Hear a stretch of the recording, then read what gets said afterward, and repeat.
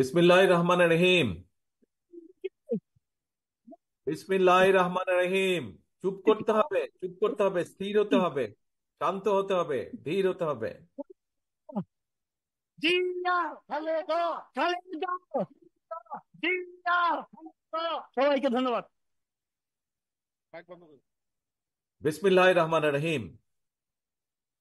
আজকের এই জনসভার সম্মানিত সভাপতি, মঞ্চে উপস্থিত স্থায়ী কমিটির সম্মানিত সদস্য জনাব নজরুল ইসলাম খান, উপস্থিত সম্মানিত নেতা জনাব ফজলুর রহমান সহ উপস্থিত নেতৃবৃন্দ, মঞ্চে উপস্থিত আন্দোলনে শহীদ পরিবারের সদস্যবৃন্দ, উপস্থিত আন্দোলনে ক্ষতিগ্রস্ত পরিবারের সদস্যবৃন্দ, আমার সামনে উপস্থিত কিশোরগঞ্জবাসী, কিশোরগঞ্জের বিভিন্ন এলাকা থেকে আগত প্রিয় ভাই ও বোনেরা, আসসালাম আলাইকুম।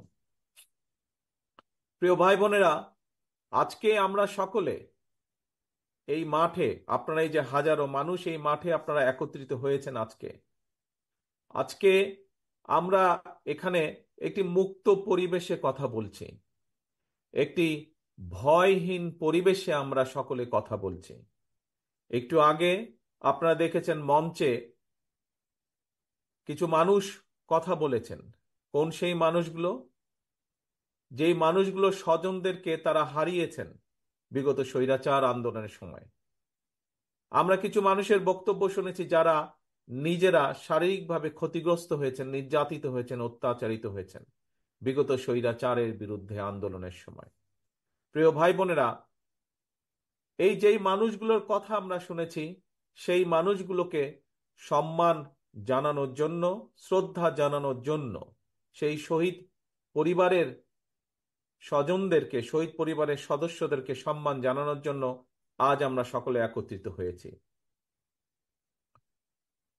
এই যে যেই ভয়হীন পরিবেশে আজ আমরা এখানে আলাপ করছি, কথা বলছি, একত্রিত হয়েছি, সমবেত হয়েছি, এই শঙ্কামুক্ত পরিবেশে যে আমরা আজ একত্রিত হয়েছি, এই সময়টার জন্য বিগত 17 বছর এই দেশের মানুষকে অপেক্ষা করতে হয়েছে।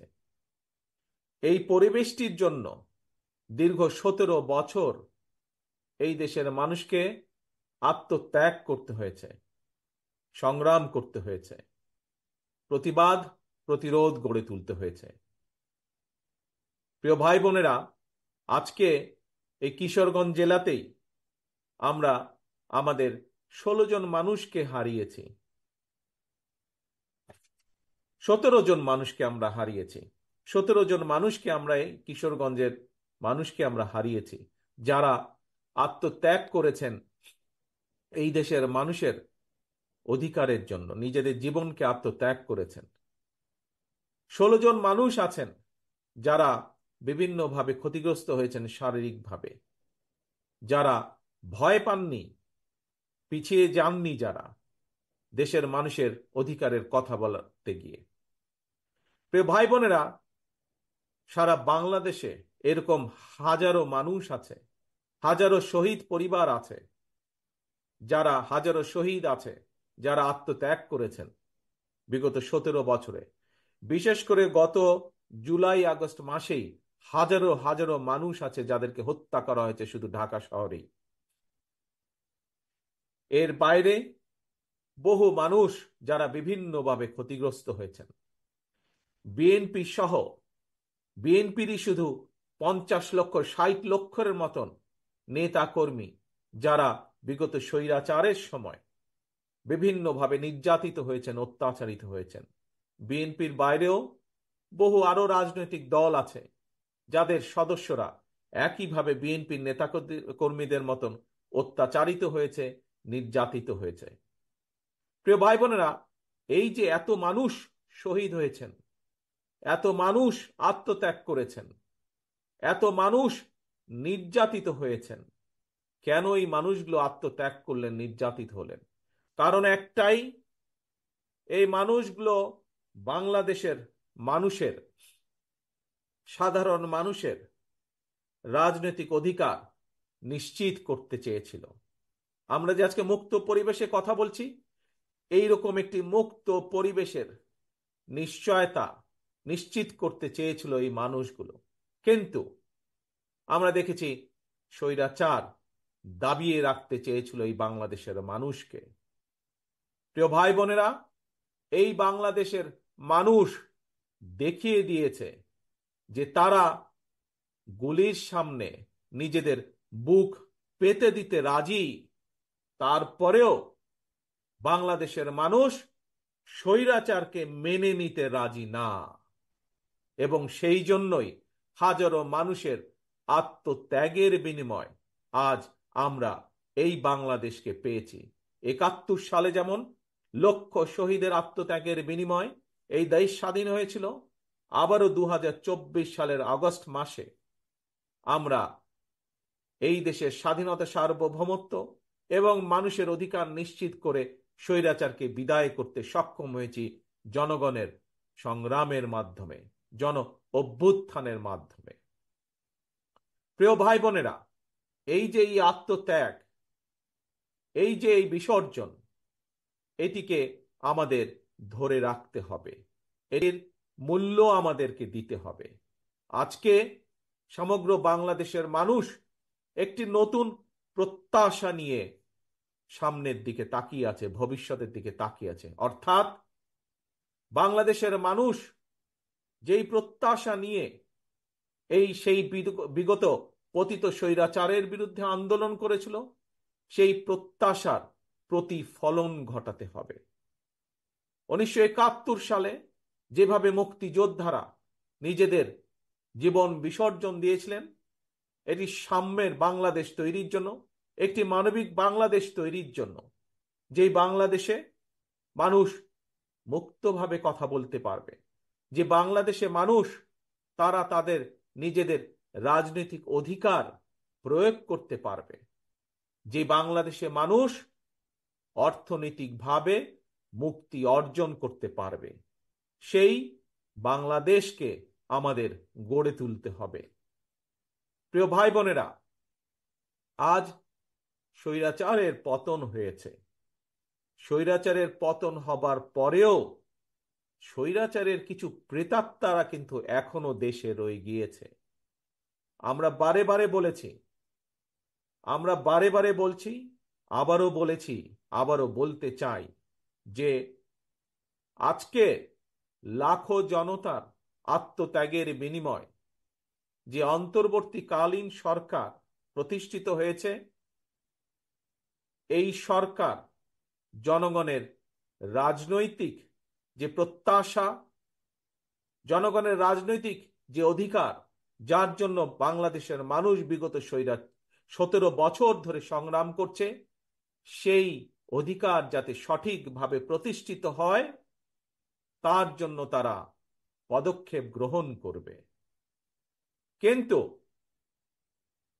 কিন্তু এটিও সতর্কভাবে খেয়াল রাখতে হবে আমাদেরকে যে তারা এই কাজটি, জনগণের এই কাজটি করতে গিয়ে, জনগণের রাজনৈতিক অধিকার প্রতিষ্ঠা যে কাজ, সেটি করতে গিয়ে এমন কোনো পরিস্থিতির উদ্ভব যেন না হয় যাতে করে অন্য স্বৈরাচার আবার কোনো ষড়যন্ত্র করার সুযোগ পায়। স্বৈরাচারের প্রেতাত্মারা বসে নেই, তারা তাদের ষড়যন্ত্রকে অব্যাহত রেখেছে। কাজে প্রিয় ভাই বোনেরা, গণতন্ত্রের পক্ষের সকল রাজনৈতিক দল, গণতন্ত্রের পক্ষের প্রতিটি মানুষকে আজ সতর্ক থাকতে হবে, সজাগ থাকতে হবে। একইভাবে যেরকম আমরা এই অন্তর্বর্তীকালীন সরকারকে সহযোগিতা করব, একই সাথে তাদেরকে, আমাদেরকে এটাও বলবে যে কোথায় কি সমস্যা হচ্ছে এবং কিভাবে তার সমাধান করতে হবে, সেই সহযোগিতা আমাদের তাদেরকে দিতে হবে। প্রিয় ভাই বোনেরা, আজকে সমগ্র বাংলাদেশের মানুষ প্রত্যাশা করছে, কি প্রত্যাশা করছে? যে তাদের প্রিয় দল বাংলাদেশ জাতীয়তাবাদী দল বিএনপি ইনশাল্লাহ জনগণের সমর্থন নিয়ে আগামীতে সরকার গঠন করতে সক্ষম হলে বাংলাদেশের মানুষের প্রত্যাশার যেই বাংলাদেশ, সেই প্রত্যাশার বাংলাদেশ গড়ে তোলার কাজ করবে। প্রিয় ভাই বোনেরা, গত কয়েকদিন ধরে আমি একটি কথা বলেছি, নিশ্চয়ই আপনারাও সেই কথাগুলো শুনেছেন, বিভিন্ন জনসভায় আমি বলেছি। আজ আপনাদের সামনেও সেই কথা বলতে চাই। আমরা একটি পর্যায় অতিক্রম করে এসেছি, যেই পর্যায়টা ছিল স্বৈরাচারের পতন ঘটিয়ে দেশের মানুষের কে মুক্ত করা। প্রিয় ভাই বোনেরা, স্বৈরাচারের পতন হয়েছে, বাংলাদেশের মানুষ স্বৈরাচার মুক্ত হয়েছে। একটু আগেই আমি বলেছি, স্বৈরাচারের পতন হয়েছে বলেই সকল বিপদ কেটে যায়নি, এখনো সামনে বিপদ আছে, আমাদেরকে এই ব্যাপারে সতর্ক থাকতে হবে। কিন্তু এর পাশাপাশি আমাদেরকে দেশ গড়ে তুলতে হবে, দেশকে ঐক্যবদ্ধ করতে হবে, দেশকে সামনে নিয়ে যেতে হবে। পৃথিবীর বুকে বাংলাদেশকে গড়ে তুলতে হবে একটি সম্ভাবনাময় দেশ, একটি সম্ভাবনাময় জাতি হিসাবে। প্রিয় ভাই বোনেরা, আমার বক্তব্যে আমি বলেছি যে শুধুমাত্র রাজনৈতিক মুক্তি হলে, রাজনৈতিক অধিকার প্রতিষ্ঠা হলেই সকল কিছু হয়ে যায় না। রাজনৈতিক ক্ষমতা অর্জন, রাজনৈতিক অধিকার প্রতিষ্ঠা পাশাপাশি আমাদেরকে বাংলাদেশের মানুষের অর্থনৈতিক মুক্তির সংগ্রামেও জয় যুক্ত হতে হবে। বাংলাদেশের মানুষের অর্থনৈতিক সংগ্রামেও আমাদেরকে জয় পেতে হবে। তাহলেই একমাত্র আমরা আমাদের যে আন্দোলন, সেইটির কাঙ্ক্ষিত লক্ষ্যে আমরা পৌঁছতে সক্ষম হব। প্রিয় ভাই বোনেরা, বাংলাদেশ, আমি বিশ্বাস করি দৃঢ়ভাবে, আমার সাথে বাংলাদেশের বহু লক্ষ কোটি মানুষ বিশ্বাস করে, বিশেষ করে আজকের তরুণ প্রজন্মের যারা সদস্য, তারা সকলেই বিশ্বাস করেন কি, যে এই বাংলাদেশটি এবং বাংলাদেশের মানুষ একটি সম্ভাবনাময় জাতি। এই বাংলাদেশ একটি সম্ভাবনাময় দেশ। শুধু প্রয়োজন সঠিক পরিকল্পনা, শুধু প্রয়োজন সঠিক নেতৃত্বের। প্রিয় ভাই বোনেরা, যদি আমরা রাজনৈতিক ক্ষমতা অর্জনের মাধ্যমে আমরা যদি সঠিক মানুষগুলোর হাতে এই দেশ এবং জাতির নেতৃত্ব তুলে দিতে সক্ষম হই, এই দেশের মানুষকে যদি আমরা সুযোগ করে দিতে পারি যে কারা তাদের নেতৃত্ব দিবে, সেই দায়িত্ব যদি আমরা মানুষের হাতে তুলে দিতে পারি, আমি ব্যক্তিগতভাবে বিশ্বাস করি তাহলে সেই দায়িত্বপ্রাপ্ত সঠিক ব্যক্তিবর্গ, সঠিক ব্যক্তিগণ এই জাতিকে সঠিকভাবে নেতৃত্ব দিতে পারবে। যেই নেতৃত্বের মাধ্যমে এই দেশের মানুষ একদিকে যেমন রাজনৈতিক অধিকার প্রতিষ্ঠিত করতে পারবে, একই সাথে অর্থনৈতিক মুক্তিও অর্জন করা সম্ভব সেই সঠিক ব্যক্তিদের নেতৃত্বের মাধ্যমে। প্রিয় ভাই বোনেরা, বাংলাদেশের প্রত্যেকটি, সমগ্র বাংলাদেশ যেমন একটি সম্ভাবনাময় দেশ, ঠিক একইভাবে আমি বিশ্বাস করি বাংলাদেশের প্রতিটি অঞ্চল, প্রতিটি জেলা একটি সম্ভাবনাময় এলাকা। আমরা আজ কিশোরগঞ্জে এই জনসভাটি অনুষ্ঠিত হচ্ছে আমাদের, আমরা যদি কিশোরগঞ্জে দেখি, আমার সামনে যত আপনারা হাজার হাজার যে মানুষ আজ এখানে উপস্থিত হয়েছেন, এই জনসভায় উপস্থিত হয়েছেন, প্রায় প্রত্যেকে আপনারা এখানে, হয়তো দুই চারজন অন্য জেলার মানুষ থাকতে পারেন, কিন্তু অধিকাংশ মানুষ এখানে কিশোরগঞ্জ জেলার মানুষ। কিশোরগঞ্জ জেলার সম্পর্কে আমি, কিশোরগঞ্জ জেলা যে কিভাবে একটি বাংলাদেশের মধ্যে অন্যতম একটি সম্ভাবনাময় জেলা, আমি দু একটি কথা দিয়ে আপনাদের সামনে তুলে ধরতে চাই। প্রিয় ভাই বোনেরা, বোরো মৌসুমে আপনাদের এখানে প্রচুর ধান হয়। আপনারা কি জানেন, আপনারা কি জানেন যে এই যে হাওর এলাকায় বোরো মৌসুমে যে প্রচুর যে ধান হয়, আর বোরো মৌসুমে শুধু আপনারা যে ধান উৎপাদন করেন শুধুমাত্র কিশোরগঞ্জ জেলায়, সেটি সমগ্র বাংলাদেশের ভিতরে যে ধান উৎপাদিত হয় তার 16% ধান আপনারা উৎপাদিত করেন। তার মানে দেখুন কত সম্ভাবনাময় একটি জেলা। সমগ্র দেশের 16% ধান একটি অঞ্চলেই আপনারা উৎপাদিত করেন। যদি সঠিক পরিকল্পনা গ্রহণ করা সম্ভব হয়, সঠিক পরিকল্পনা গ্রহণ করা যায়, যদি এই ধান যেই কৃষক ভাইয়েরা উৎপাদন করছেন তাদেরকে যদি রাষ্ট্রের পক্ষ থেকে সঠিকভাবে সহযোগিতা প্রদান করা যায়, তাহলে এই 16%কে আমরা আরো বেশি, হয়তো 20% আমরা করতে সক্ষম, 25% আমরা করতে সক্ষম, কৃষকদেরকে সঠিকভাবে যদি সহযোগিতা করতে সক্ষম হই আমরা।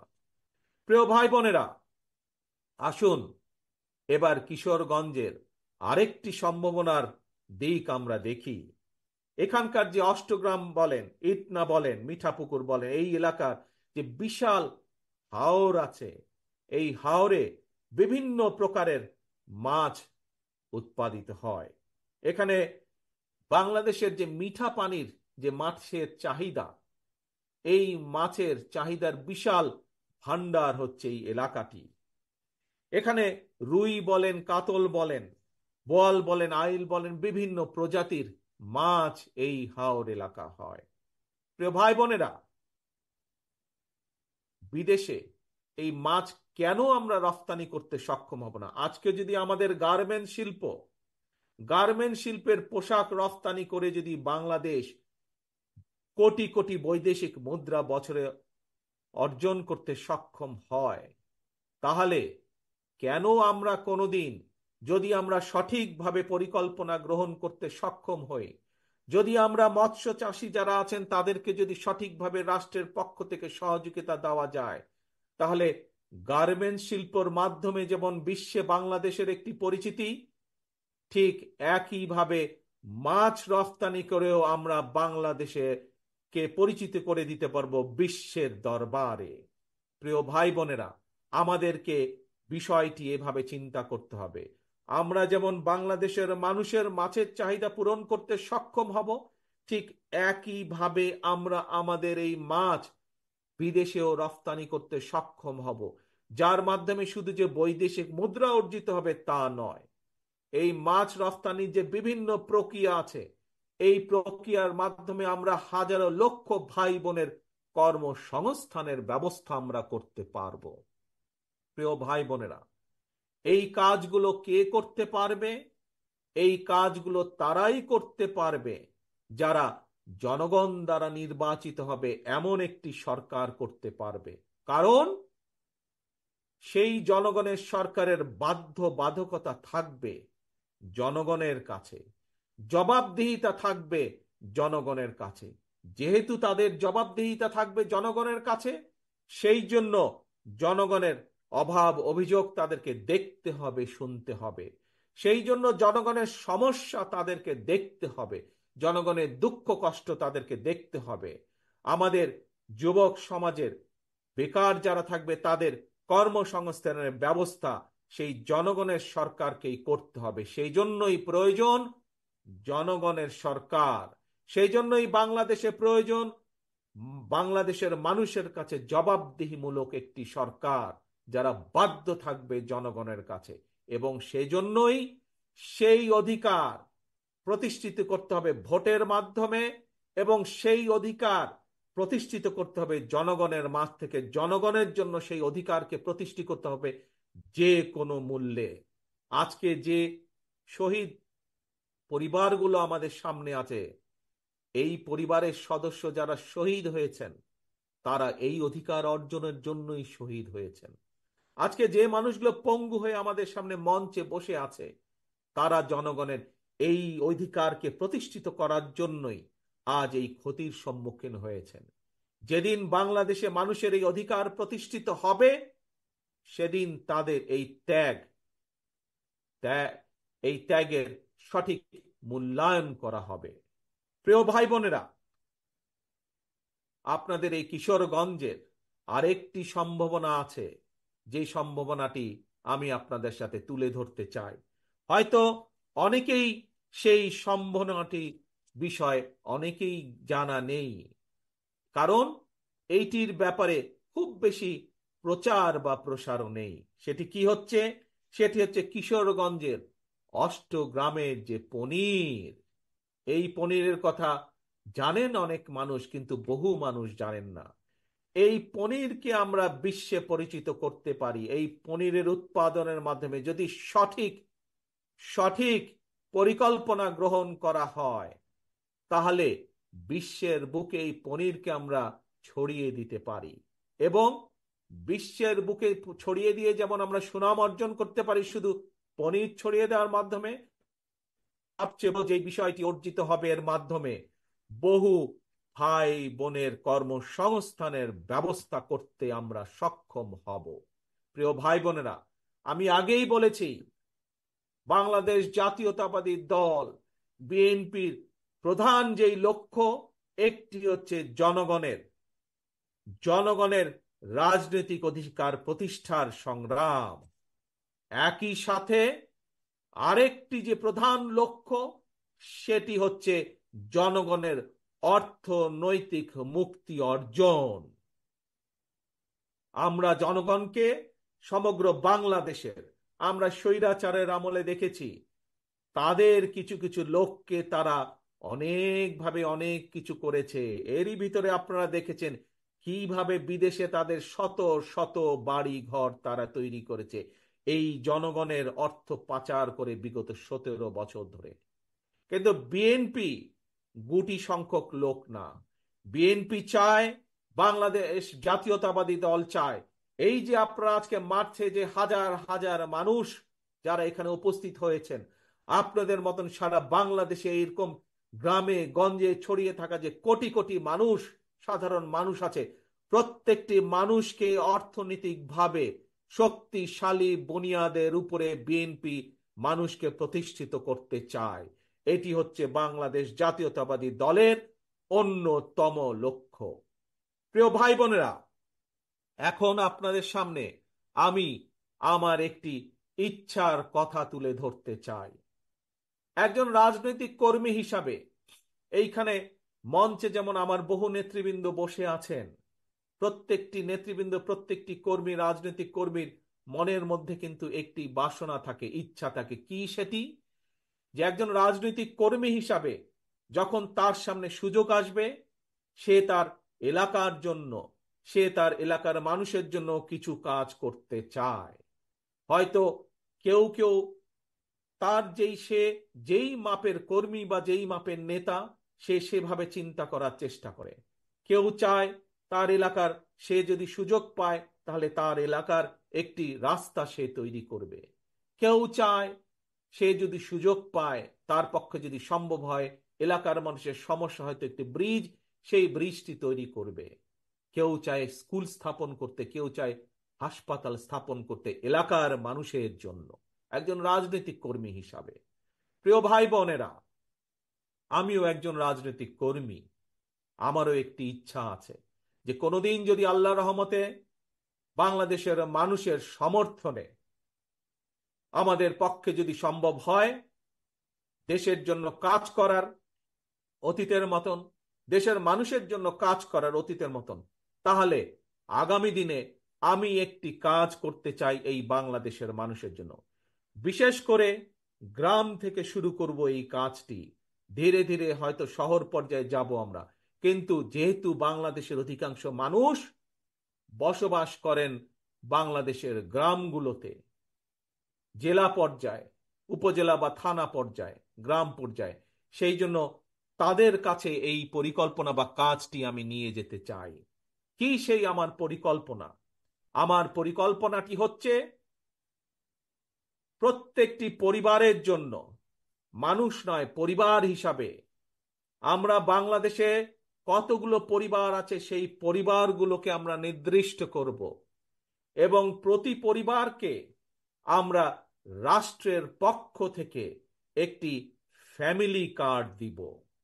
কি কার্ড? ফ্যামিলি কার্ড দিব। এখন জিজ্ঞেস করতে পারেন এই ফ্যামিলি কার্ডটি কি? এই ফ্যামিলি কার্ডটি হবে সেই পরিবারের মায়ের নামে, বা সেই পরিবারের যে গৃহিণী থাকবেন তার নামে এই ফ্যামিলি কার্ডটি হবে। রাষ্ট্রের পক্ষ থেকে আমরা গ্রাম থেকে শুরু করে থানা জেলা পর্যায় পর্যন্ত আমরা প্রত্যেকটি পরিবারকে চেষ্টা করব একটি পরিবারের মাসিক যে প্রয়োজনীয় খাদ্যদ্রব্য যেগুলো প্রয়োজন, তার মধ্যে কিছু সংখ্যক খাদ্যদ্রব্যের একটি নির্দিষ্ট পরিমাণ সহযোগিতা করার জন্য, যাতে করে প্রত্যেকটি পরিবারের উপরে যাতে করে প্রত্যেকটি পরিবার মাস শেষে রাষ্ট্রের এই সহযোগিতা পেলে কিছুটা হলেও তাদের স্বস্তি বোধ হয়, কিছুটা হলেও তারা নিজেদের নিজেদের যে সেভিংস, নিজেদের যে সঞ্চয়, সেটির পরিমাণ বৃদ্ধি করতে সক্ষম হয়। এবং তার ফলে এই সহযোগিতাটা যদি আমরা কয়েক বছর ধরে চালু রাখতে পারি, তাহলে আমি বিশ্বাস করি বাংলাদেশের গ্রামের পরিবারগুলো, গ্রামের মানুষগুলো সচ্ছলতার একটি পর্যায়ে উঠে আসতে সক্ষম হবেন। অর্থাৎ রাষ্ট্র সরাসরিভাবে প্রত্যেকটি পরিবারের পাশে, রাষ্ট্রের সামর্থ্য অনুযায়ী প্রত্যেকটি পরিবারের পাশে দাঁড়ানোর চেষ্টা করবে, তাদেরকে সহযোগিতা করার চেষ্টা করবে, তাদেরকে সাহায্য করার চেষ্টা করবে, যাতে করে তারা স্বাবলম্বী হয়ে উঠতে পারে। প্রিয় সহকর্মীবৃন্দ, দেশ এবং জাতির ব্যাপারে, দেশ এবং জাতিকে নিয়ে একজন রাজনৈতিক কর্মী হিসাবে আমার আরো কিছু পরিকল্পনা আছে, যেই পরিকল্পনাগুলো পর্যায়ক্রমিকভাবে আমি আপনাদের সামনে ধীরে ধীরে তুলে ধরব। আজ একটি পরিকল্পনার কথা আপনাদের সামনে তুলে ধরলাম, ফ্যামিলি কার্ড। এবং এই কার্ডের, আমি আগেই বলেছি, এই কার্ডটি কার নামে হবে? এই কার্ডটি সেই পরিবারের গৃহিণী, 4 জনের একটি পরিবার, রাষ্ট্রের পক্ষ থেকে সহযোগিতা প্রদান করা হবে। এবং এই ফ্যামিলি কার্ডটি হবে সেই পরিবারের মা বা সেই পরিবারের যে গৃহিণী থাকবেন তার নামে, যাতে করে আমরা বাংলাদেশের অর্ধেক অর্ধেক জনসংখ্যার অর্ধেক হচ্ছে নারী, যাতে করে আমরা নারীদের ক্ষমতায়ন বৃদ্ধি করতে পারি, যাতে করে স্বাবলম্বী করে গড়ে তুলতে পারি আমরা বাংলাদেশের মা বোনকে, সেটিও হবে তার অন্যতম একটি লক্ষ্য এই ফ্যামিলি কার্ডের।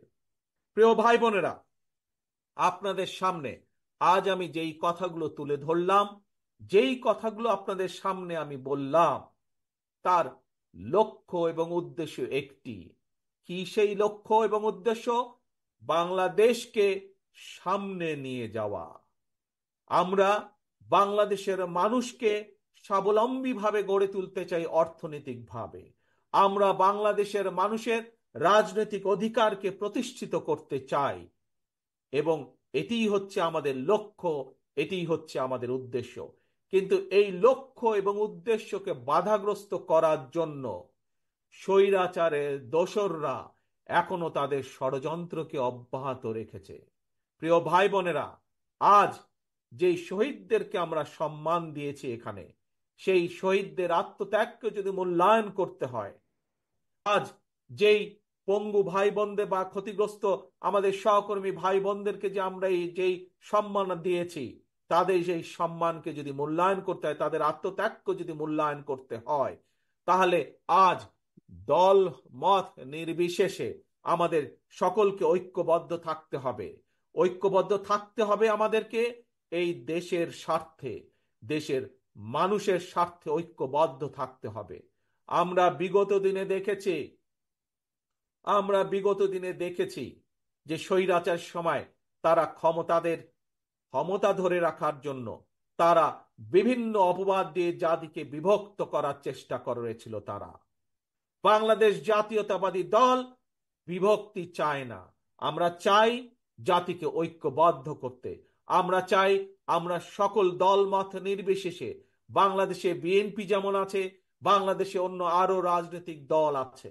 আপনারা দেখেছেন, কয়েকদিন আগে আপনারা দেখেছেন, আমরা বলেছি দলের পক্ষ থেকে যে আমরা দলের পক্ষ থেকে 31 দফা একটি পরিকল্পনা বা কর্মসূচি আমরা ঘোষণা করেছি। এই 31 দফায় আমরা পরিষ্কারভাবে তুলে ধরেছি যে আমরা চাই আমরা সকলকে নিয়ে সরকার গঠন করতে।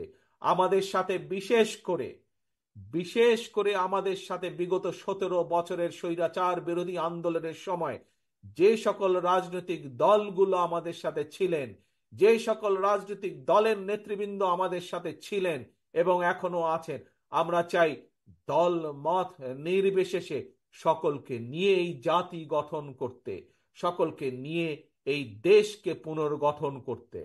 প্রিয় ভাই বোনেরা, প্রিয় ভাই বোনেরা, দেশনেত্রী খালেদা জিয়া একটি কথা বলেছিলেন যে এই দেশের বাইরে দেশনেত্রী খালেদা জিয়ার কোনো ঠিকানা নেই। বাংলাদেশের বাইরে দেশনেত্রী খালেদা জিয়ার কোনো ঠিকানা নেই। দেশনেত্রীর খালেদা জিয়ার সন্তান হিসাবে আজ আপনাদের সামনে একইভাবে আমিও বলতে চাই, বাংলাদেশের বাইরে আমার কোনো ঠিকানা নেই। কাজেই এই দেশই আমার ঠিকানা, এই দেশই আমার প্রথম ঠিকানা, এই দেশই আমার শেষ ঠিকানা। কাজেই এই দেশকে জন্য আমরা, এই দেশের মানুষের ভালো কিছু করার জন্য আমাদের সকল প্রকার সকল প্রকার আমাদের সব সব রকম প্রচেষ্টা আমাদের থাকবে। প্রিয় ভাই বোনেরা, কাজেই এই দেশই আমাদের প্রথম, এই দেশই আমাদের শেষ, বাংলাদেশ। আসুন আজকে আমরা এখানে সকলে মিলে প্রতিজ্ঞা গ্রহণ করি। কি সেই প্রতিজ্ঞা? যেই শত হাজার মানুষ আত্মত্যাগ করেছেন স্বৈরাচারকে বিদায়ের জন্য, যেই হাজারো মানুষ নিজেদের ক্ষতির সম্মুখীন হয়েও দমে যাননি স্বৈরাচারকে বিদায় করার জন্য, সেই মানুষগুলোকে সম্মাননা জানিয়ে, সেই মানুষগুলোর আত্মত্যাগকে মূল্যায়ন করে আমরা সকলে ঐক্যবদ্ধ থাকি।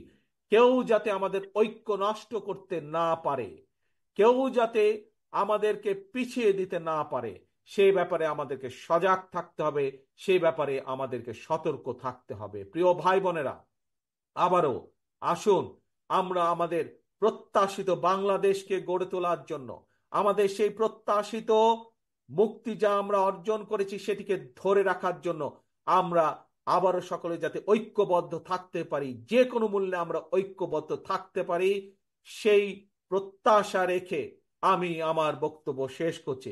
ইনশাল্লাহ আপনাদের সাথে আবারও দেখা হবে, আবারও কথা হবে। আল্লাহ হাফেজ। বাংলাদেশ জিন্দাবাদ, বাংলাদেশ জাতীয়তাবাদী দল জিন্দাবাদ। মন্দিরের বেশে